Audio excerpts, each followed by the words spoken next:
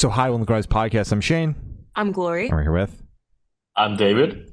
I'm Mauro, and we're from the band Vicious Rain. There were some questions to say about the upcoming album. There is Beauty and Letting Go. So, congrats on that, by the way. How you guys feel about the response, the announcement so far? Pretty good. I think people are excited. We released a couple of singles, and the people like them. So we really think that they're excited for the album. Yeah, Damn right. I'm excited for the album. I was listening to it right before we hopped on, finishing it up, and it's so fucking good. It is incredible. Yeah. Oh, thanks, Thank guys. you guys. That's so sweet. Thank you. Of course. Oh. So, is there any meaning behind the album title or cover art? Yeah, there is actually both. Yeah. David, you're gonna cover the album artwork afterwards, I right? Yeah. All right.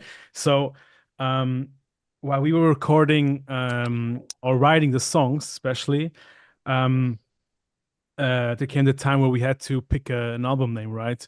Mhm. So, after reflecting on the songs that were actually already written, yeah, I saw that I had written lyrics about letting go. Like uh, almost every song we've written for the record has like a specific topic. Like it's not all the same, you know.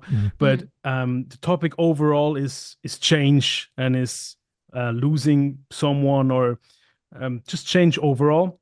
Mhm. And yeah, so after we like checked our songs or the ones that were already written, we were like, okay, I think there is Beauty and Let It Go would perfectly work because, you know, you're always like, oh my God, if something bad happens, we're always like, I'm not gonna recover from it, and Mhm. my life is going like downstairs and stuff. Mhm. But I think there can be beauty in change and in letting go. Yeah. And mostly like you don't see it at first, but you know, after some time and you reflect on life and stuff, you'll be like, all right, if this and this didn't happen, this and this door wouldn't have been opened. Mhm. And so yeah. Oh yeah, big fan of when bands like look at what they've written as a whole and are able to pick a theme out of it. Because Yeah. like Yes. obviously you can derive an album title from anywhere, but when an artist is like, we looked at what we had and found this common theme throughout everything, I always think that's super cool.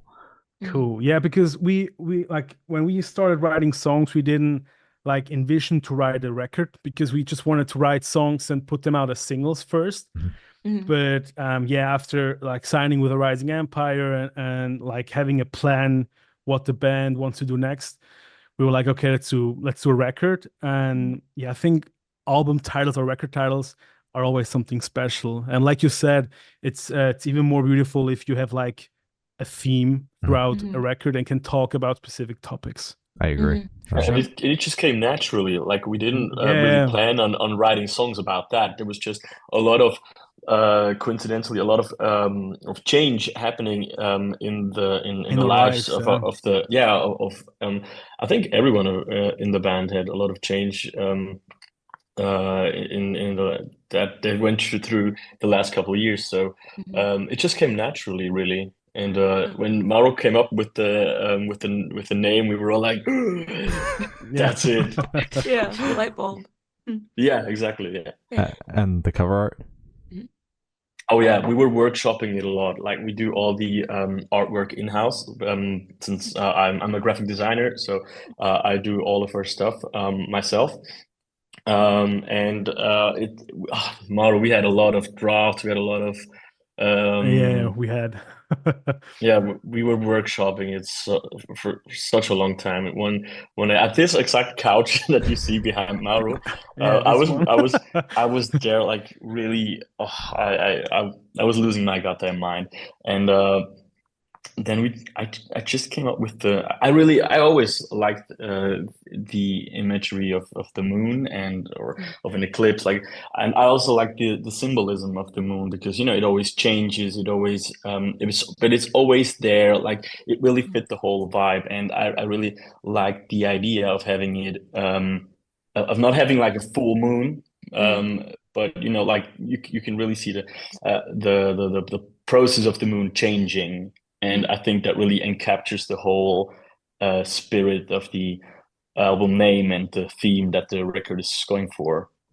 Absolutely. Oh yeah. Fuck yeah. So can you tell us a little bit about your writing process for the album?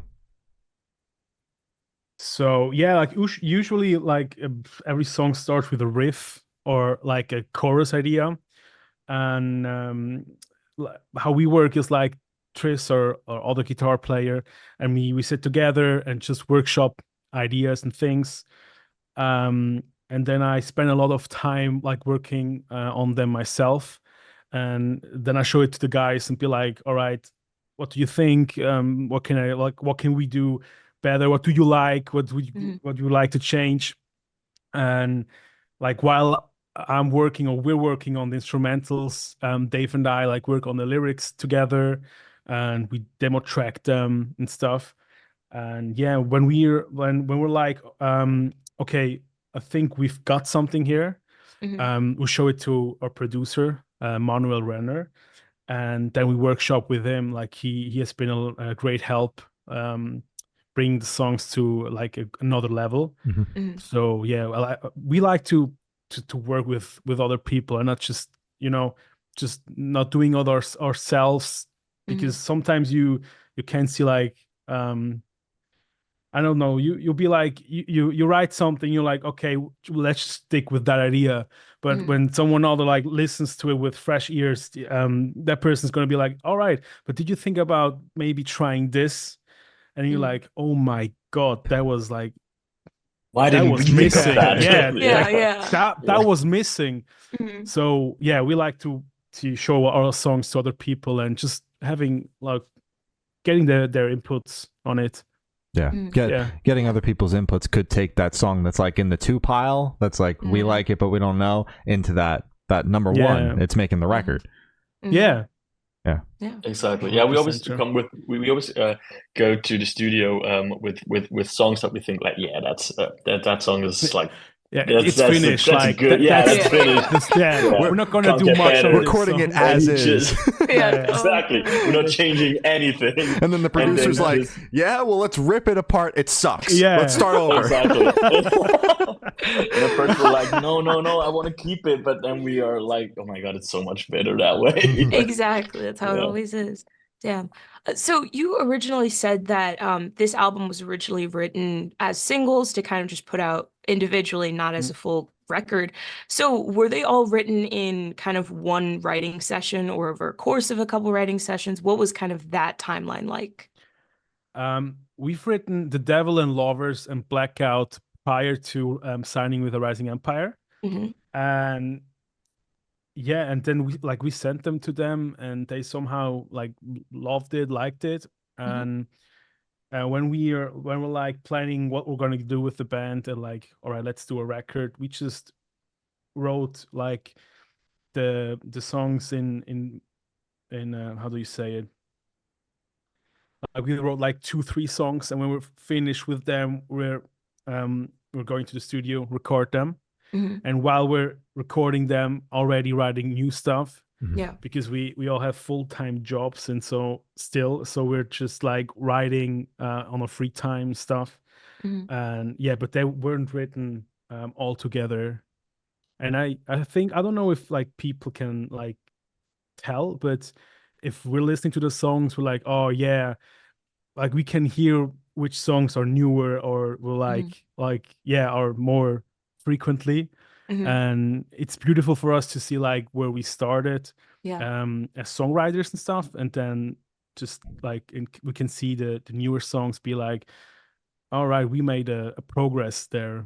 So but yeah, I love that. So what song off the album took longest to write, and which one is each of your own personal favorite? The longest to write. Like a Nightmare. Was it Like a Nightmare? I think that was one that we were really it had like, I don't know, like 5 or 6 versions or something. Yeah, it had a lot of revisions.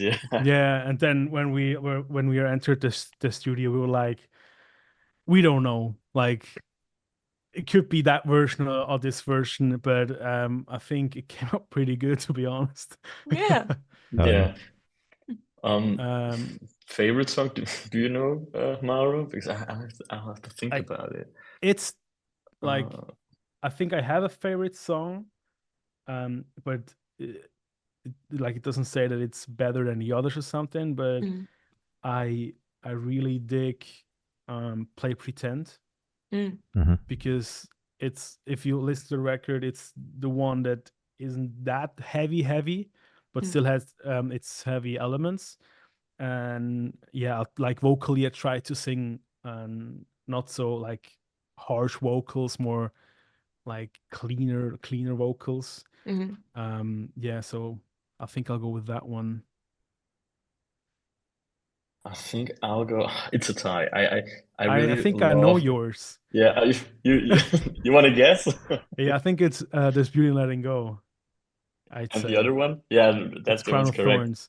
Yeah, you got it. Yeah, it's Crown of Thorns and There's Beauty. We know each other well. Yeah, Oh we're my actually God. we're friends, you know. No, way. that can't be That's possible. We hang crazy. out and stuff. Yeah. I've actually never met Glory before. It's so weird that we do this podcast together. Yeah, I don't know who the fuck you are. Yeah. That's so nice. It's crazy. It's crazy. So how'd the track list for the album come about? Did you guys write the opener to be the opener, close to be a closer, shuffle around and see what fits? What was that process like? Oh man, I think you did. You came up with the track list, Mauro, right? Yeah, I think I was having such a hard time. Yeah, I think I did a prototype. Just like I listened to the songs and was like, which song first, which song last, because yeah, you want to keep the listeners engaged when they're listening to a record. So like we didn't want to have every single that came beforehand to be like the first songs of the record, so that people that know us and they like click play on the record, that they start with a song that they haven't heard yet. But yeah, I think I did a prototype and then sent it to Tris, or other guitar player, and he rearranged them a bit. And yeah, I think like his rearrangement was the finished track list. Yeah, I think we did let it like sink in. Like we heard it for 1 or 2 weeks just in that order, and then everyone was like, yeah, I dig it. And yeah. Yeah. All right. Sounds good. And would you guys be able to tell us where Headspace is at while you're creating the record? I think we were just really well, we were, as Mauro said, we were writing it throughout the whole year, and it's we write a lot about it was a lot about change and stuff, but we just write about our lives in general, and I don't think it was particularly a mindset that we were in, that we were trying to get I think we weren't to force it.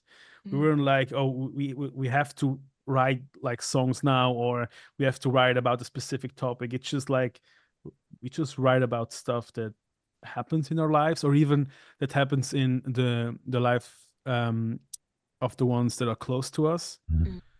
And yeah, and sometimes we're like, hey, I would just like to write a song about this theme, or like about this topic, and then we it's not that we're having a hard time and or going through stuff at the time that we're writing the song, but we do remember the time, or we can relate to those times, or to people that are going through that, and I guess that's the mindset that we're going for while writing it, but it's also very productive, especially the last couple songs we did them.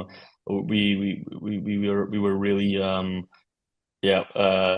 productive, like especially, well, I can only talk about writing the lyrics and the vocal patterns with Mauro, and I think from you can really tell, like from the first couple songs that we've written together up until the last ones, it was a whole different thing. Like we were vibing a lot. We were like really we were prepared. We know each other's strengths, and we were like, we're having such a good time writing those parts, and we're like, hell yeah, that's gonna sound so dope. We know how to push the bottoms to get the best out of us. So yeah, exactly. Yeah.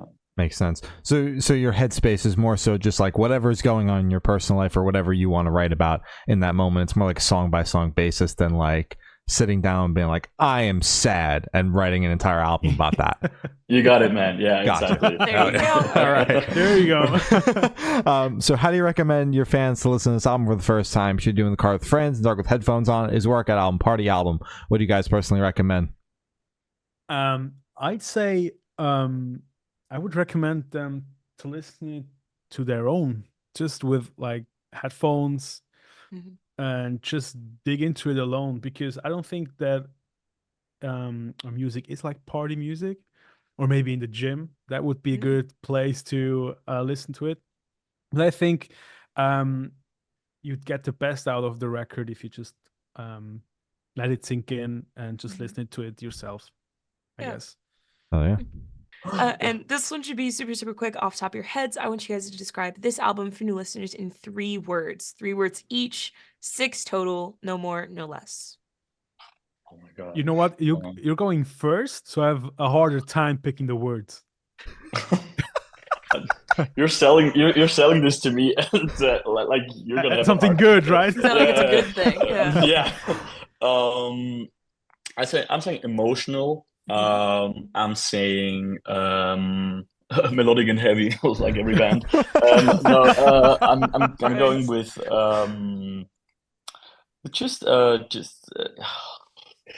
creative. I'm going with creative. And uplifting. There you go. Those are good. Yeah. Fuck yeah. Mhm. That was a good word. I think I'll go with painful and beautiful Oh, okay. and tasty. Tasty. Yeah, Yum. All right. Okay. All right. of course. So curious about that one. I'll let slide though. So in that same train of thought, is there a certain feeling or emotion you want listeners to have while going through the album? The record is about understanding that while like loss is painful, it can also lead to growth and new opportunities. And I think that's a journey that many of us face. And I think the record is for everyone. Like, it doesn't matter at what stage you are in life.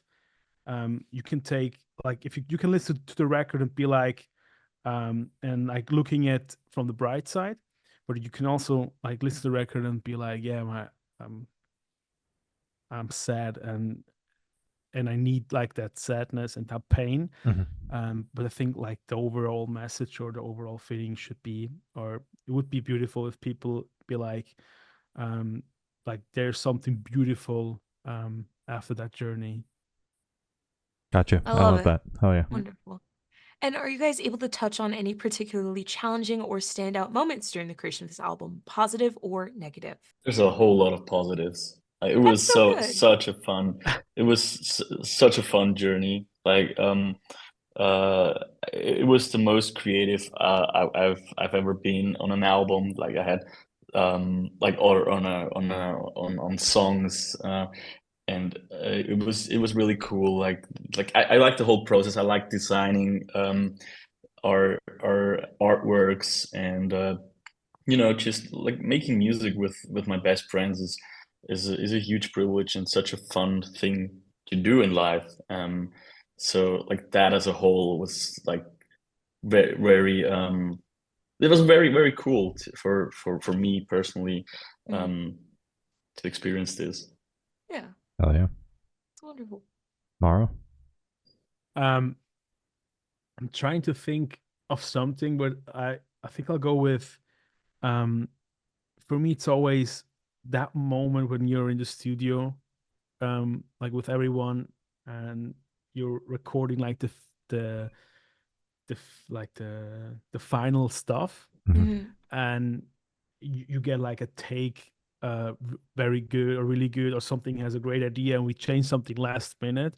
And for me it's like that feeling that like creating with your friends in that moment and be like, like, oh shit, that's it. Yeah. And then just listen to the songs back on the way home and be like in one car together and be like, let's listen to the song over and over again. I think like I cherish that moment like a lot. Yeah. Yeah. Hell That's yeah, very sweet. love it. I just want to say thank you guys so much for picking positive. When I say positive or negative, because it feels like 99% of the time everyone goes negative, and it's always like, oh damn, that sucks. But you guys are just like, we had Bummer. such a good time. Yeah. And that just Yeah, it makes me really. so And happy we're to hear trying. that. Yeah. So for this question, I want you guys to picture you're on tour. You had a gas station for a rest stop. What is your snack of choice? Snack of is a- choice. That is I a think good question. Here's the hard-hitting um, ones How here. much money do we have? $5. touring, not a lot. Yeah. I don't know, $10 per day per diem. All right. Um, I'll go with a sparkling water. Mm. I'm taking a donut. Ooh, I like what them, yeah. flavor? Just like chocolate on top and vanilla filling.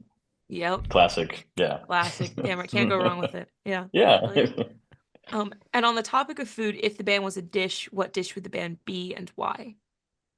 Oh. Um, hmm. A taco, maybe? Mhm. Yeah, a taco or a burrito. Yeah.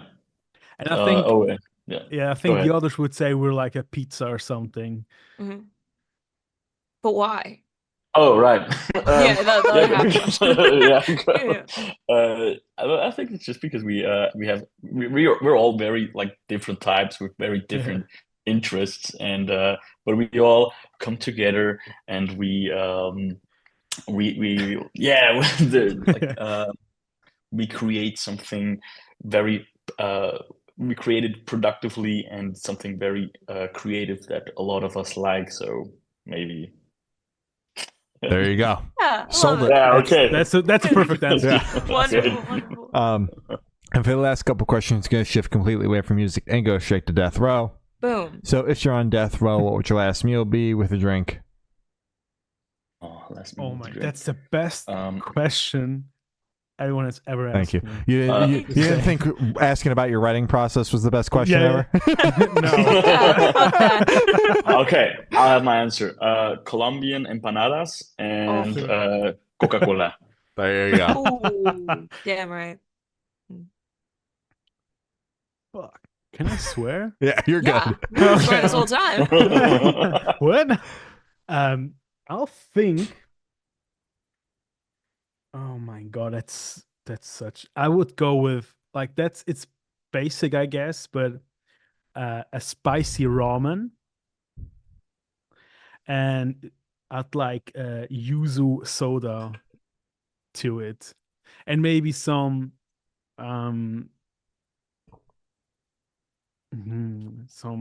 spring rolls at the side.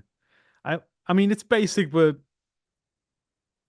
So That's fucking really good, fancy. though. I would man. go with Yeah. that. Yeah, no, that's delicious. Oh my god, all right. And if you could live in one fictional world for a week, where would you live? Bro. Oh my god, I can think of a lot of that Yeah, I I'm wouldn't like- want to live in. I think maybe the Pokemon world. Yep. It's just very wholesome, like Mhm. some place you would want to live. Yeah, we're just nerds. I'll go with One Piece. Just One one week. Piece. Just 1 week. 1 week with the straw hats. I'd like that. Okay. Yeah. I fuck was yeah. I was waiting for you to say that, actually. But Pokemon is cool as well. Cool too, yeah. Yeah, oh, man, yeah, I should have gone with One Piece, but Yeah. I think Pokemon is a little less dangerous. Yeah, I would think so. Yeah. All right.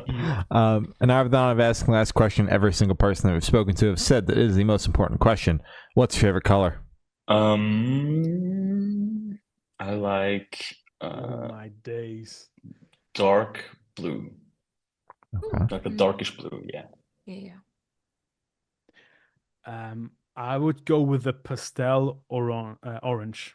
Ooh. Those are good. Pretty. Oh yeah. All right. So as I said, that's all the questions we have today. Is there anything that you guys would like to plug? Well, just we would love if anyone listening to this would go pick up a copy of the album. We've put a lot of tears and blood into it, and we would just like it if people would check it out, give it a spin, and yeah, thanks so much to anyone who has supported us in any way up until now and keep supporting us. It just means the world to us. Yeah, and thank you for having us. Of course. Yeah, thank you guys. That was fun. Such a good time. Oh yeah. Well, thank you. So now this guy's been David and Mauro from Vicious Rain, and we have been the Good Noise Podcast.